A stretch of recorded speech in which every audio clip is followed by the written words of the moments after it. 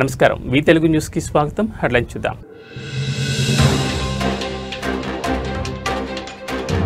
తిరుపతి జిల్లాలో deputy CM పర్యటన, ఎర్రచందనం డిపోను సందర్శిస్తున్న ఉప ముఖ్యమంత్రి.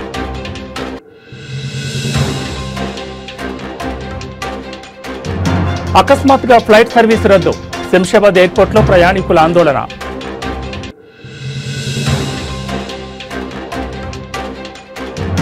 తిరుమల కల్తీ నెయ్యి కేసులో సిట్ దూకుడు, A16 అజయ్ కుమార్ సుగంధను అరెస్ట్ చేసిన SIT.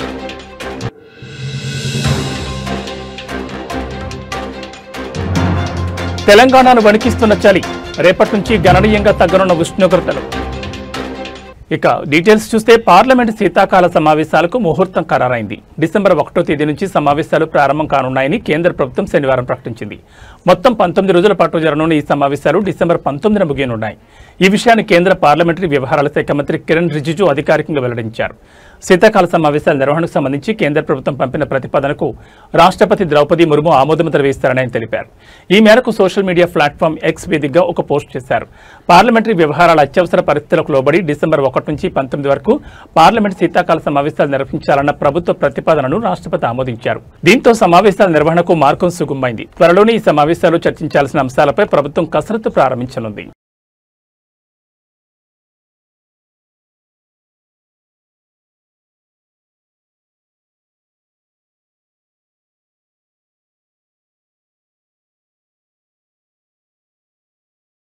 AP deputy CM Pawan Kalyan Tirupati జిల్లా మామండూరులో పర్యటిస్తున్నారు. పర్యటనలో భాగంగా మామండూరు అటవీ ప్రాంతంలో మొక్కలు నాటారు.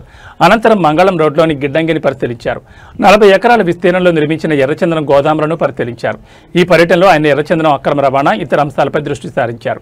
ఎర్రచందనం చెట్లతో పాటు అటవీ ప్రాంతంలో ఉన్న మొక్కలు, చెట్ల పరిరక్షణకై తీసుకోవాల్సిన జాగ్రత్తలపై ఆయన అధికారులతో చర్చించారు.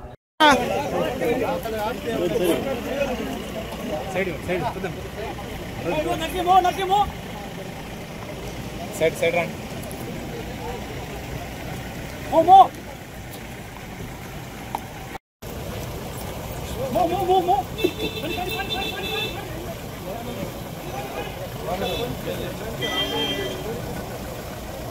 సార్ దిగుతున్నాడు.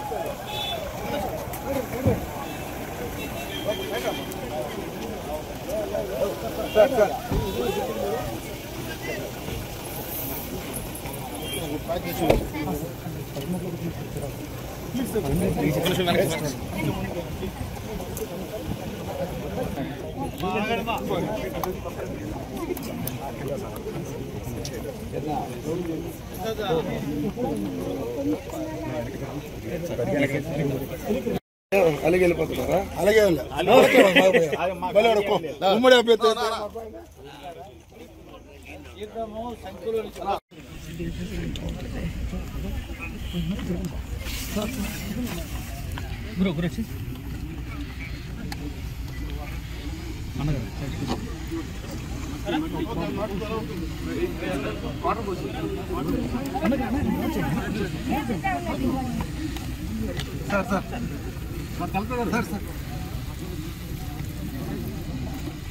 కొద్దిగా పై నుంచి పోయింది సార్, కొద్దిగా డౌన్ చేస్తాం ప్లీజ్ సార్.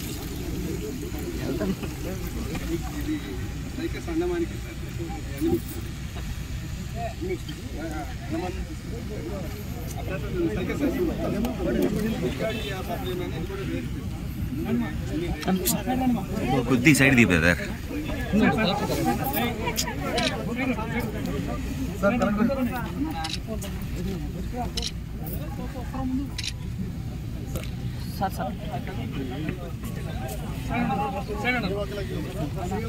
సార్ మీరు కూడా బ్రదర్ సారీ సార్.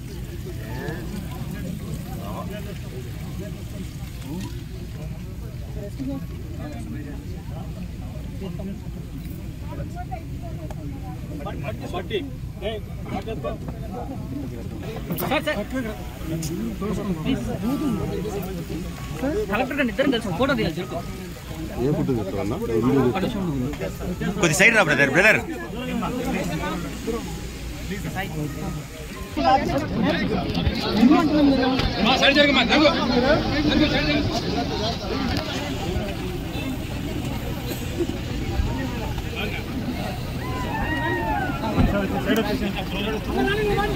ఢిల్లీలోని ఇందిరాగాంధీ అంతర్జాతీయ విమానాశ్రయంలో శుక్రవారం ఎయిర్ ట్రాఫిక్ కంట్రోల్ వ్యవస్థలో తలెత్తిన సాంకేతిక సమస్య మరొక ముందే ఇవాళ శంషాబాద్ ఎయిర్పోర్టులో ప్రయాణికులకు మరో చేదు అనుభవం ఎదురైంది.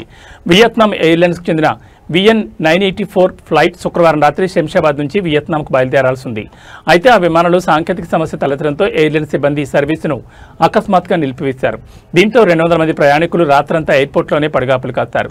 ఫ్లైట్ సర్వీస్పై సదరు ఎయిర్లైన్ సిబ్బందిని ప్రశ్నిస్తే వారు సమాధానం చెప్పకపోగా బాధ్యత లేకుండా ప్రవర్తించినట్టుగా తెలుస్తోంది. దీంతో ప్రయాణికులు తమకు వెంటనే ఆల్టర్నేట్ ఫ్లైట్ ఏర్పాటు చేయాలని ఎయిర్పోర్ట్లోనే ఆందోళన దిగారు.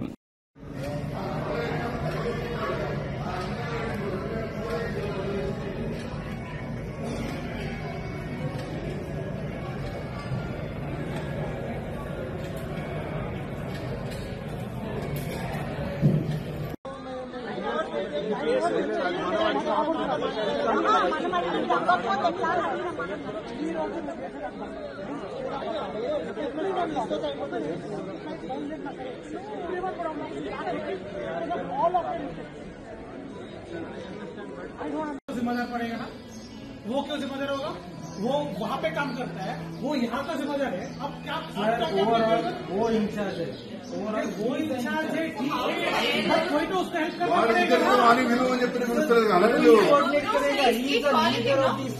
एक काम करो, उसको जाके बुला के लेके आओ. कोई तो अथॉराइज्ड पर्सन को बुला के लेके आओ. नहीं, तुम्हारे बाहर जाने के लिए उसको बुला के लेके आने के लिए बोलो. कनेक्ट हुआ तो आपके डेफिनेटली आपके सामने ही बात कर रहे हैं. कॉल नहीं, कॉल के बारे में नहीं बात कर रहा हूँ मैं. अरे जाकर लेके आओ यार उसे. वो इंजीनियर के साथ समझिए भाई, मेरे को समझ में आ गया है. आपके ऊपर कोई होगा, आपके ऊपर कोई होगा, आपके जो इंडिया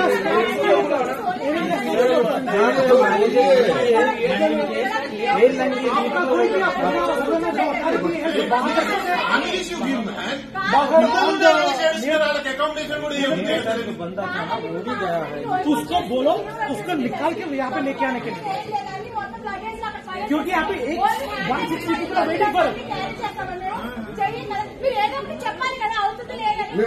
उसको बोलो लेके आने के लिए, बोलो अजय को. 3 అన్నారు, 4 అన్నారు, మళ్ళీ ఒకటేసారి 6 అన్నారు. 6 తర్వాత వచ్చి 6:30 వచ్చి అడుగుతున్నా కూడా మీరే చెప్తున్నారు. ఇప్పుడు మళ్ళీ 8 అంటారు, 8 వచ్చి అడిగితే మళ్ళీ 9 అంటారా? ब्लैंकेट भी पूरा चेकिंग में है ना भाई. కాదు, మేము ఉండడానికి కనీసం అరేంజ్మెంట్స్ ఉన్నాయా? तो ब्लैंकेट भी नहीं दे. చిన్న పిల్లాడు 1 year బాబు చలికి వణికిపోతున్నాడు. అక్కడ మొత్తం లగేజ్ అంతా అక్కడ పడేసి వచ్చాం, మేము అక్కడ ఇచ్చేసి వచ్చాం చెక్-ఇన్ లో. जल्दी से కనీసం मेरे को 2 मिनट नहीं चाहिए.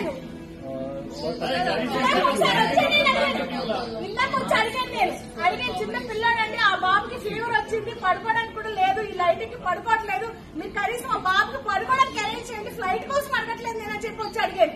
అప్పుడు లేదు. ఇప్పుడు నా హస్బెండ్ కి వణుకు వచ్చింది, ఫీవర్ వచ్చేసింది, కప్పడానికి లేదు, ఏమీ లేదు, ఏం చేయాలి? కనీసం హాట్ వాటర్ కూడా దొరకట్లేదు, ఇక్కడ కొనుక్కోవాల్సి వస్తుంది ప్రతిదీ. ఇప్పుడు నాకు నా హస్బెండ్ కి తీసుకురావాలి, నా పిల్లలందరూ ఇక్కడ తీసుకొచ్చి ఇద్దరిద్దరే వస్తారు కప్పుస్, వాళ్ళు ఏం చేస్తారు? 2ంటికి వచ్చి అడిగితే 3 అన్నారు, 3ంటికి వచ్చి అడిగితే 3:30 అన్నారు, 3:30కి వచ్చి అడిగితే ఒకటేసారి 4కి వచ్చి అడిగితే 6 అన్నారు. ఇప్పుడు 6:30 అయింది. అసలు తీసుకెళ్తారా తీసుకెళ్లరా? చెప్పాలి కదా, మాకు అరేంజ్మెంట్ చేయాలి కదా. थोड़ा एटलीस्ट देख के सॉरी मैडम ऐसा उनकी आंखों में आंखें डाल के थोड़ा आंसर जवाब दीजिए भाई, जवाब दीजिए. अगर उनकी पोजीशन में तेरा बाप होता, तेरा बेटा होता तो तू क्या करता? देखो यार, तो रुकूंगा. अरे आंख बुझा के बात करना, भाई आंख बुझा के बात करना. यहाँ पे सेफ्टी रूल्स क्या है आपको? जो कुछ चाहिए वो बुला रहे हो.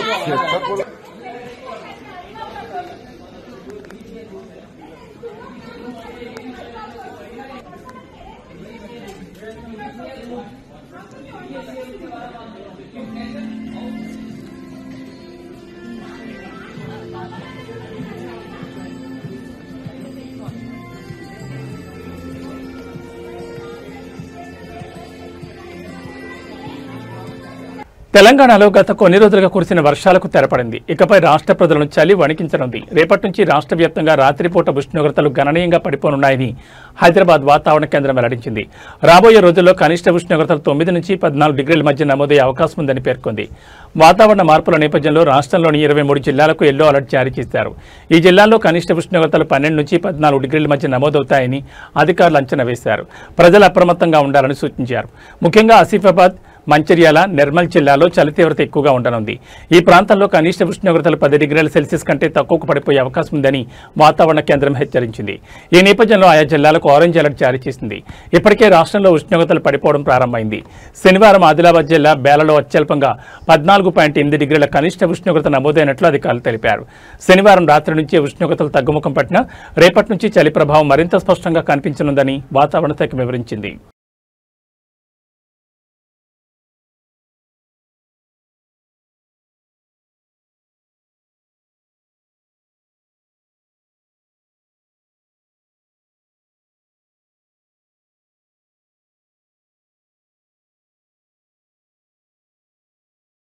జూబ్లీహిల్స్ ఉప ఎన్నికల ప్రచార పర్వం చివరి దశకు చేరింది. రేపు సాయంత్రం 5 గంటలకు ప్రచారం ముగియనుంది.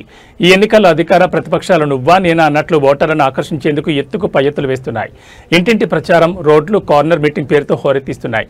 ఎన్నికల ప్రచారం చివరి దశకు చేరుకున్న తరుణంలో ప్రధాన పార్టీలు పోల్ మేనేజ్మెంట్పై దృష్టి సారించాయి.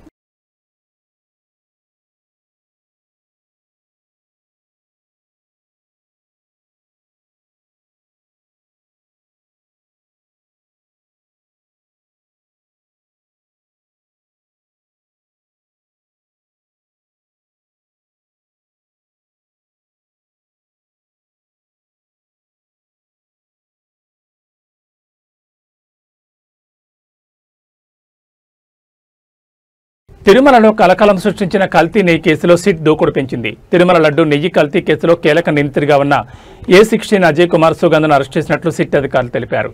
Ajay Kumar mono glycerides, acetic acid ester వంటి రసాయనాలను బోలే బాబా కంపెనీకి సరఫరా చేసినట్లు దర్యాప్తులో బయటపడింది. ఈ కెమికల్స్ ను పామాయిల్ తయారీలో వినియోగించి అదే పామాయిల్ను నెయ్యి పేరుతో తిరుమల లడ్డూల తయారీ కోసం సరఫరా చేసినట్లు, ఆ నెయ్యిని లడ్డూల తయారీలో ఉపయోగించినట్లు సిట్ గుర్తించింది. దీంతో లడ్డూల తయారీలో ఉపయోగించిన నెయ్యిలో 90% వరకు పామాయిల్ ఉన్నట్లు వెల్లడైంది.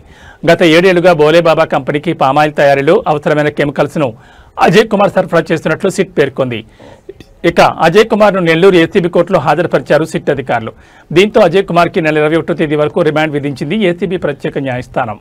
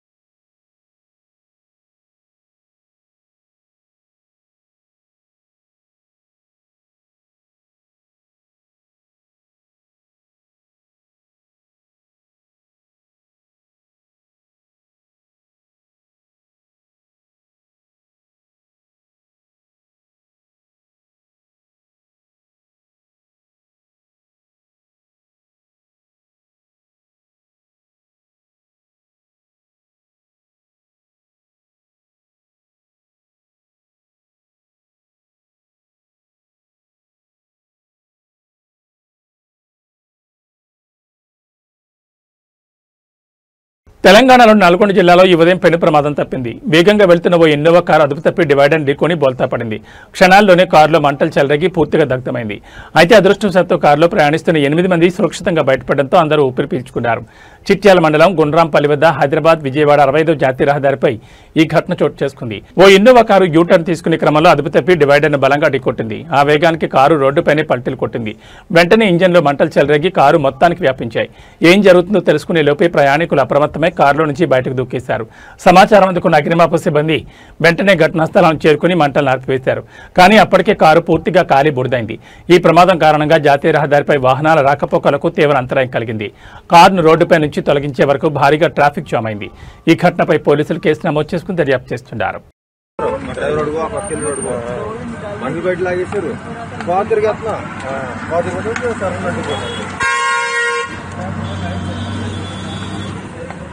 ఇలా ఒలిగింది ఒలిగి వెంటనే 5 గంటలు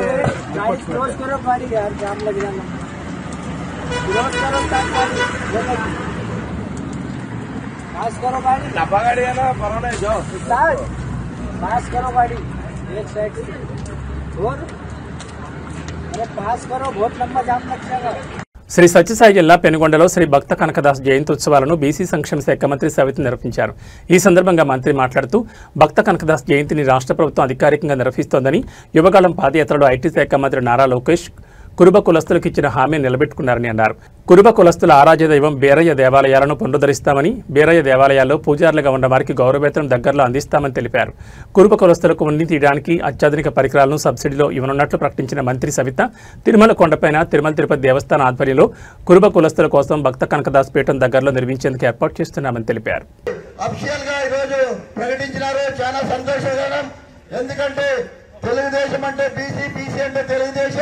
అదే విధంగా ఈ రోజు మాట ఇచ్చిన ప్రకారం ఈ రోజు కురుబల ఐక్యత, కురుబల ఐక్యత, బీసీల ఐక్యత, బీసీల ఐక్యత. మంత్రివర్యులు శ్రీమతి సవితమ్మ గారు ప్రసంగిస్తారు. అధికారికంగా ప్రతి ఏడాది రాష్ట్ర ప్రభుత్వమే జరిపే విధంగా శాశ్వతంగా జీవో విడుదల చేయడానికి మన స్థానిక శాసనసభ్యులు మంత్రివర్యులు శ్రీమతి సవితమ్మ గారు, నారా లోకేష్ గారి ఎన్డీఏ సహకారంతో ఇది సాధించారు. ఈ సందర్భంగా మంత్రివర్యులకి కురుబ కులస్తుల తరపున ప్రత్యేకమైన ధన్యవాదాలు తెలియజేస్తున్నాం. అలాగే రాష్ట్రంలో అనేక దేవాలయాలు, బీరప్ప దేవాలయాలు ఉన్నాయి. దేవాలయాల పూజారులకి గౌరవ వేతనంతో పాటు ధూపదీప నైవేద్యాలకి ఆర్థిక సహాయం చేయాలని యువగలంలో నారా లోకేష్ గారి దృష్టికి తీసుకెళ్లడం జరిగింది.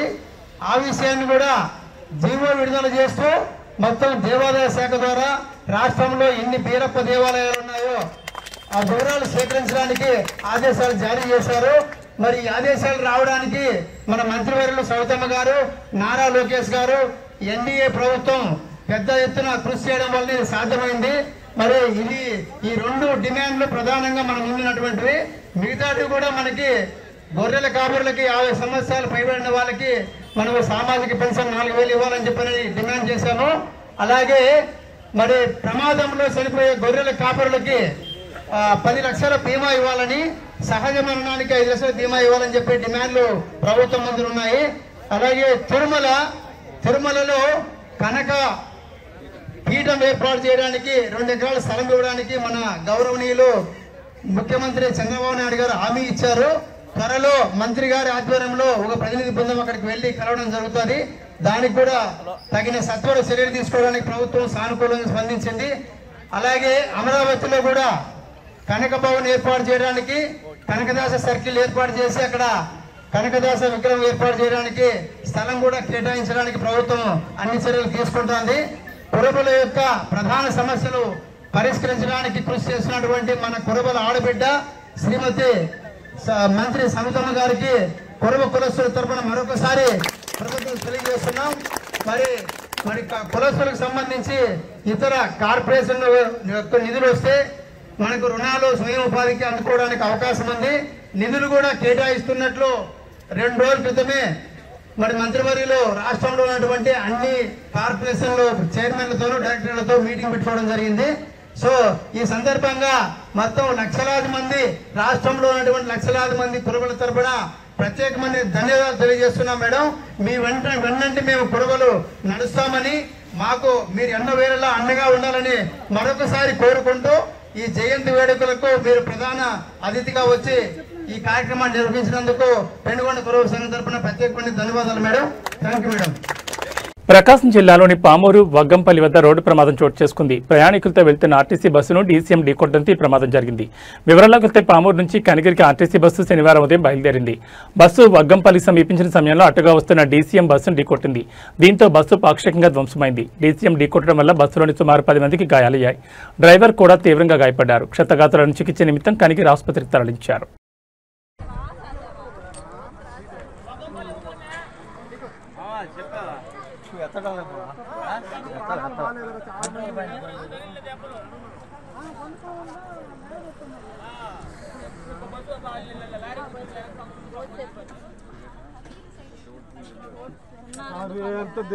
సార్ నిజమే ఇవాళ టైం బాగుంది నిజంగా వగ్గంపల్లి దాటినాక కనిగిరి పోయే రూటు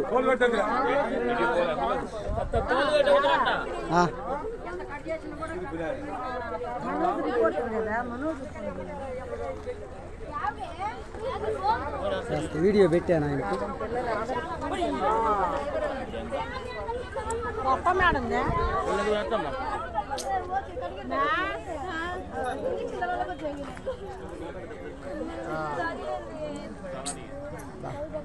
టైం బాగుంది లెట్న దేవుడి దయ వల్ల నిజంగా అసలు ఏముంది కొంచెం కానీ ఇటు దొల్లుంటే ఇవి బులెటిన్ విశేషాలు. మరో బులెటిన్లో మళ్ళీ కలుసుకుందాం. నమస్కారం.